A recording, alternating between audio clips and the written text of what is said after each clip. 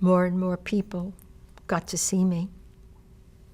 And the stories I began running were a lot of stories also about who runs the business that we all talk about, and why was it important to know about these people.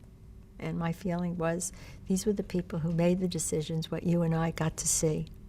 Who were they? How did they get to make these decisions? Why did they make these decisions? As I just gave you the example of a Bob Wood telling me about how they sometimes choose somebody who's sitting in the middle there and decide, well, if we really like them, we'll give them another shot, and if we don't really like them, goodbye. I realized that there were three things in life that people have always been interested in and remain today: power, sex, and money. Not necessarily in that order, but those are the three big things. They lead to war, they lead to divorces, they lead to marriage, and they lead to greed. And I felt that the entertainment industry really fell right there with all of them. This was an industry that captured all three elements of what people were really interested in.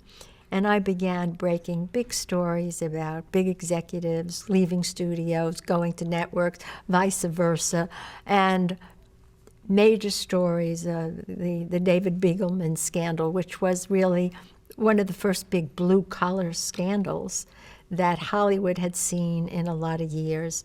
And I would say stories like that gave my reputation a different twist and a different turn. And I also began reviewing films.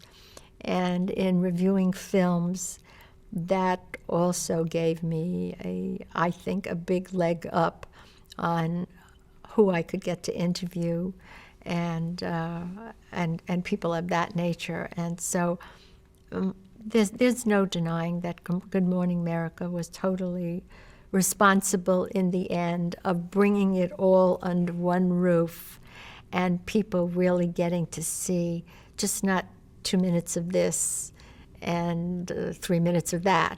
It was, for a show that was on 2 hours every day, 5 days a week, I contributed at least 2 hours, 2.5 hours of programming to that show. I did a minimum of 2-3 interviews a week and 2 news segments every day.